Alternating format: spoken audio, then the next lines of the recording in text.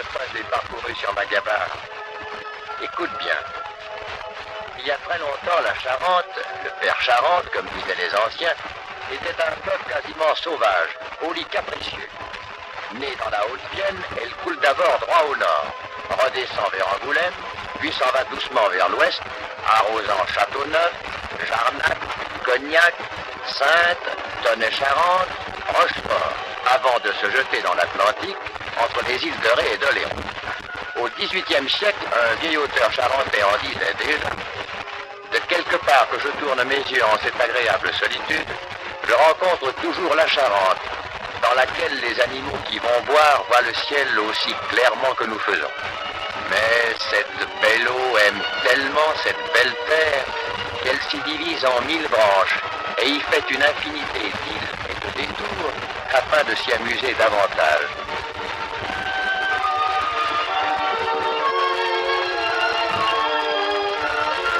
Et puis on a planté les rives de peupliers, canalisé le fleuve, aménagé sur 200 km un véritable chemin d'eau entre le fin cœur du pays charentais et la mer.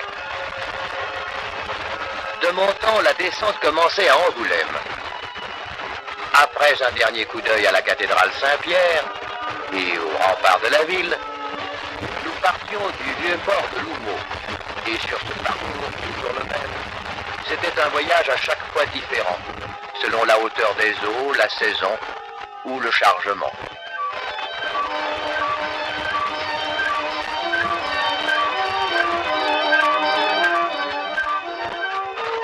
Au début, la Charente coule sagement entre des berges plates, bordées de roseaux.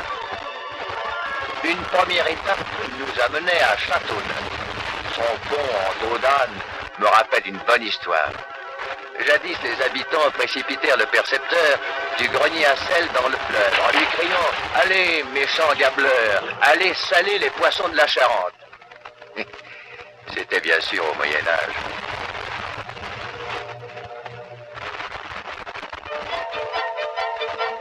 Derrière ces coteaux s'étendent la grande et la petite Champagne qui donnent les plus grands crus de cognac.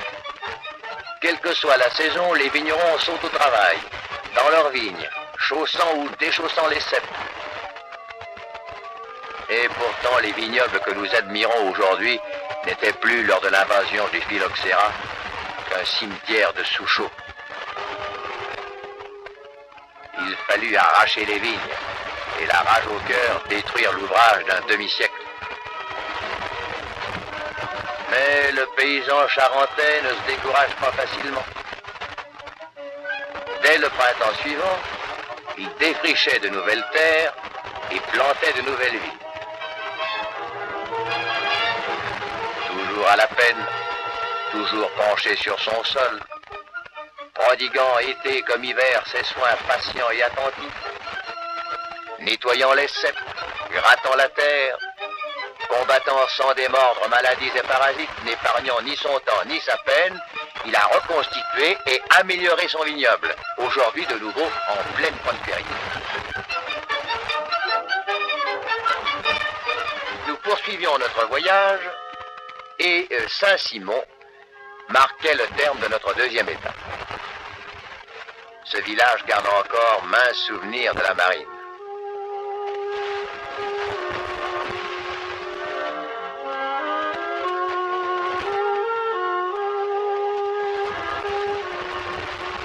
Plus de 30 gabarres de 150 tonneaux furent lancés là, devant ce quai, et c'était fait à chaque fois. Mais les temps ont changé. La navigation est abandonnée sur la Haute-Charente, et le village que j'ai connu plein de monde s'est endormi.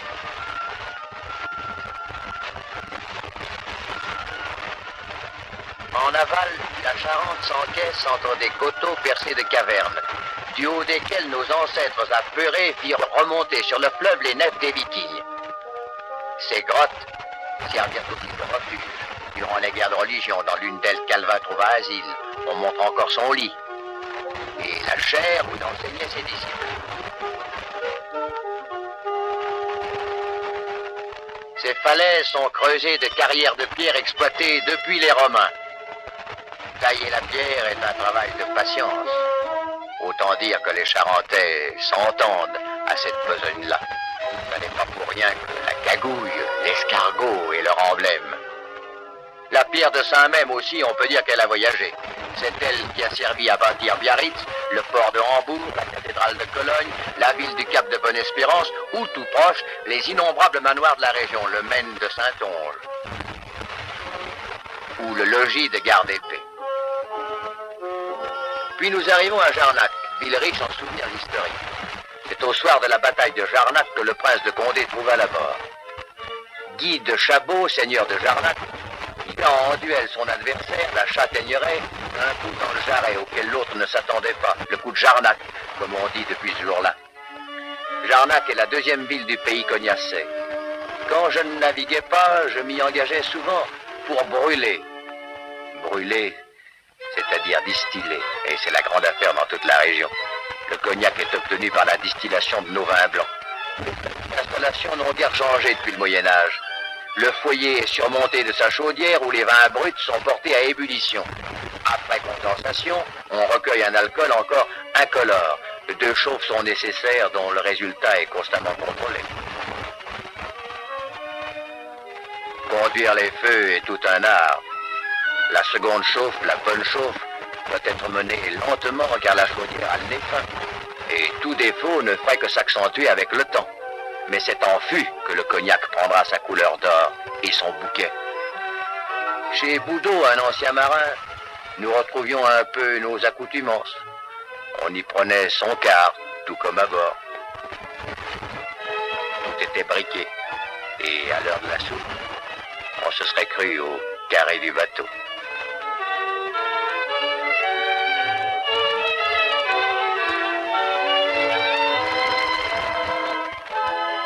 C'est en aval de Jarnac que la Charente est la plus belle, m'est avis.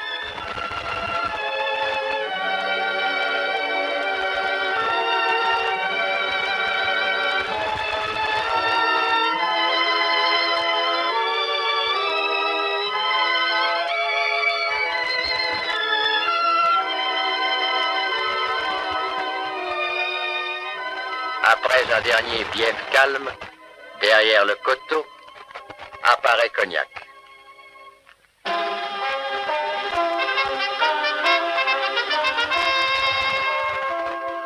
Cognac est la patrie du roi François Ier. Selon la légende, Louise de Savoie accoucha au pied d'un des arbres qui ombragent encore la promenade de la Courtine. Elle écrivit dans son journal « François, par la grâce de Dieu, roi de France et mon César pacifique, prit la première expérience de la misère mondaine à Cognac, environ 10 heures après-midi, le 12e jour de septembre 1494. » Pourtant, la ville de Cognac ne doit pas sa renommée universelle à cette naissance illustre, mais à un secret de longue date que vont nous livrer les toits de la ville. Bien que nous ne soyons pas bien loin du Midi, les villes romaines qui les recouvrent sont noires.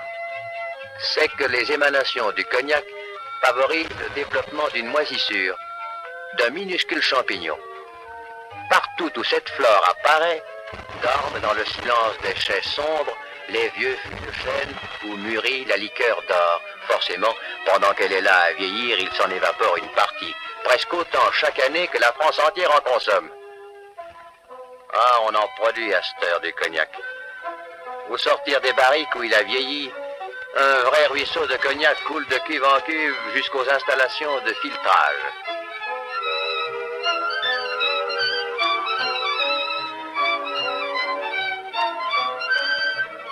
Par un savant mélange de crus, d'origine et de qualité diverses, on crée les cognacs de renommée universelle, en même temps qu'on assure cette permanence du goût qui fait l'orgueil des maîtres de chais. Après stockage, un réseau de distribution conduit le cognac à la mise en bouteille. La demande journalière est de 150 000 bouteilles, dont le remplissage est assuré par des tireuses automatiques.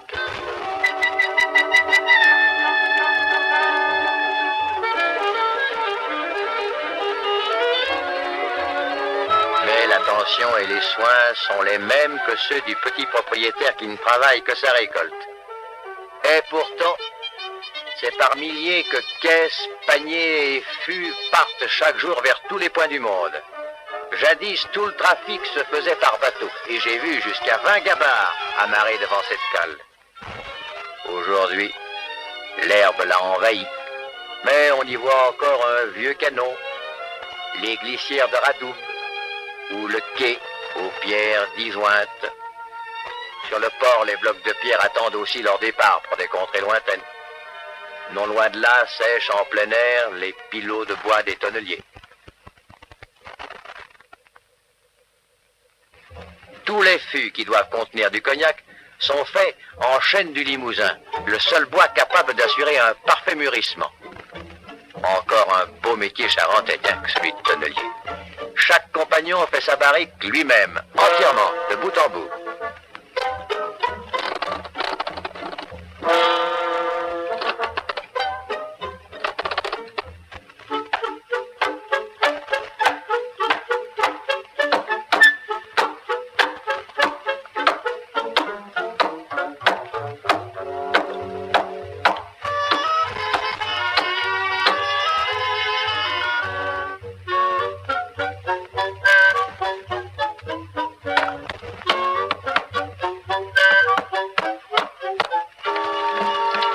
Remplis, tous ces fûts s'en iront durant des années dormir dans les chais pour conférer au cognac sa garantie de vieillissement.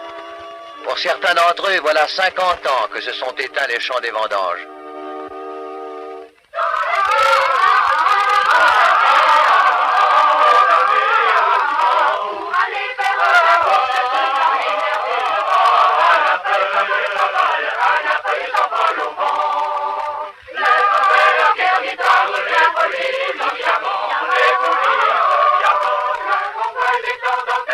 C'est au château de la Roche-Courbon que j'ai souvent de fois fait les vendanges.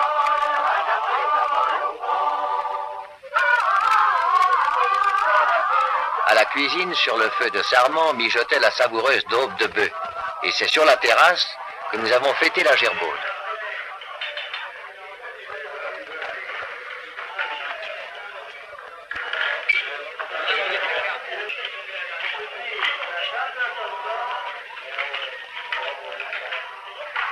Au dessert, la plus jeune fille offre au maître le bouquet traditionnel.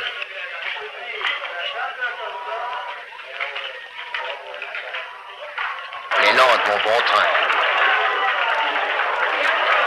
Et les chansons jaillissent.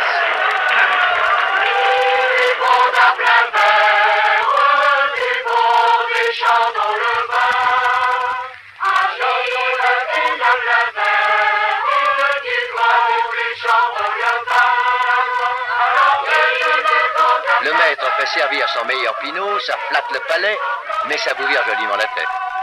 Il y a de la joie partout. Et des amoureux sur les terrasses.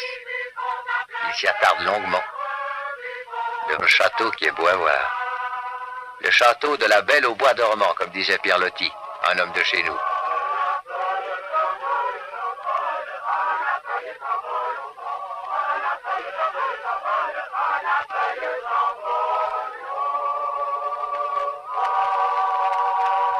Puis, un beau jour, on repartait au fil de l'eau.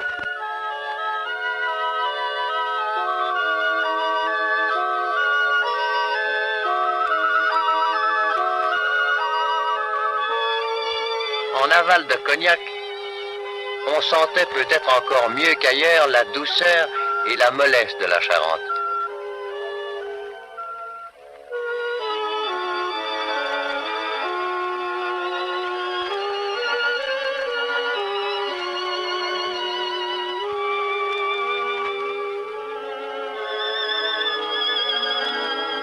Quelques lieues après, c'était Saintes. La ville a gardé de magnifiques vestiges de l'occupation romaine.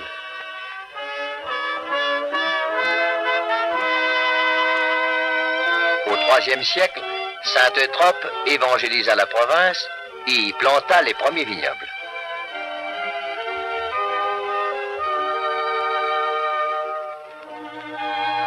Après Saintes, on commence à sentir l'approche de la mer. Les berges s'abaissent encore, des inondations les recouvrent fréquemment, c'est pourquoi les anciens mariniers les avaient balisés pour aider la navigation.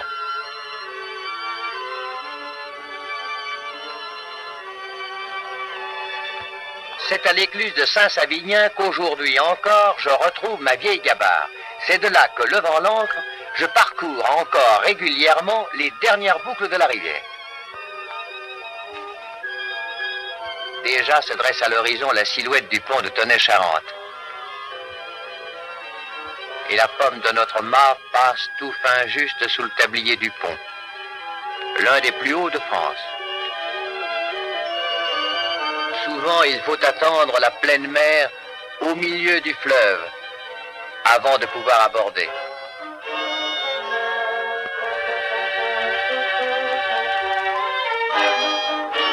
Jadis, c'était à Tonnay-Charente que nos gabarres chargeaient leur précieuse cargaison de cognac pour la porter à bord des voiliers des ports environnants. À cette heure, ce n'est plus pareil. Des cargos battant pavillon de toutes les nations emportent directement le cognac aux quatre coins du globe.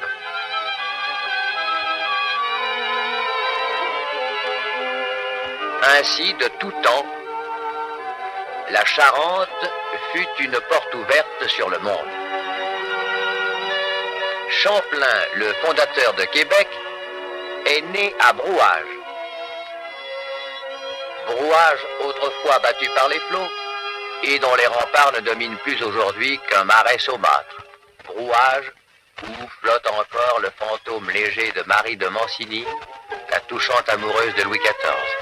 C'est par cet escalier de pierre que Marie montait pour entrevoir la mer dans le lointain et pleurait tristement sur le cruel destin qui ne veut pas qu'un roi, par amour, se marie.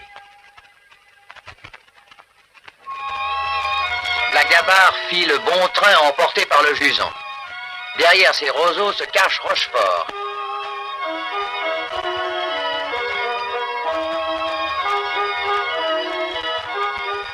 Mais déjà le vent de mer se lève et la houle se fait sentir quand nous passons devant Soubise et devant les vieux forts de Vauban qui défendaient l'estuaire.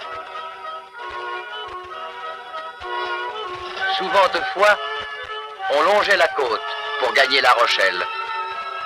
De son enceinte, la ville a conservé ses fortifications du front de mer.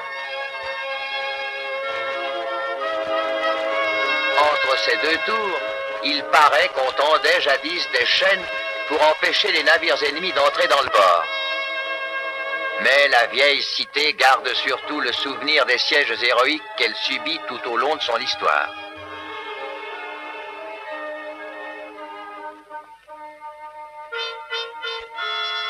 De La Rochelle, on mettait le cap sur les îles d'Oléron, de Ré ou d'Aix. L'île d'Aix. L'île de gloire où Napoléon vécut ces 3 dernières journées sur la terre de France. Des fortifications, une église quasi provençale, 3 rues droites aux maisons basses écrasées de soleil. Au bout de l'une d'elles, la maison de l'empereur. En face, la rade des Basques, où croisait, guettant sa proie, l'escadre anglaise que Napoléon pouvait voir de ses fenêtres. La chambre est restée telle qu'elle. Le lit, censément une couchette. La table ronde sur laquelle il écrivit au prince régent d'Angleterre ses derniers mots avant son départ pour Sainte-Hélène. En but aux factions qui divisent mon pays et à l'inimitié des plus grandes puissances d'Europe, j'ai consommé ma carrière politique et je viens comme Thémistocle m'asseoir au foyer du peuple britannique. Je me mets sous la protection de ces lois que je réclame de votre Altesse royale comme du plus puissant, du plus constant et du plus généreux de mes ennemis. Île d'Aix, le 13 juillet 1815, Napoléon. Lascaz a raconté ainsi le départ de l'empereur. En quittant l'épervier pour rejoindre le Bellérophon, il prend un peu d'eau dans le creux de sa main et par 3 fois la répand sur la coque de ce navire qui représente pour lui la terre de France. Puis il s'affaisse sur le banc du canot et pour la première fois depuis la mort de Duroc, se met à pleurer. Ah, bonnes gens, il y en a des souvenirs. On n'aurait pas sa suffisance d'une vie pour conter l'histoire de la Charente. Peut-être un jour entendras-tu à ton tour l'appel de l'aventure, devant l'océan, mon bon fils. Mais ce sera encore resté fidèle à notre Charente. Et moi, le vieux marinier retiré à Cognac, ça me flattera le cœur de t'imaginer parcourant le monde, naviguant sur les mers du globe, répondant ainsi au secret appel de la Charente, cette Charente qui vit défiler tout au long de ses rives, durant des siècles, les nefs des Vikings, les barques normandes, les gabarres chargés de sel, de pierre ou de cognac, cette Charente que François Ier appelait déjà il y a 5 siècles, le puisseau de mon royaume.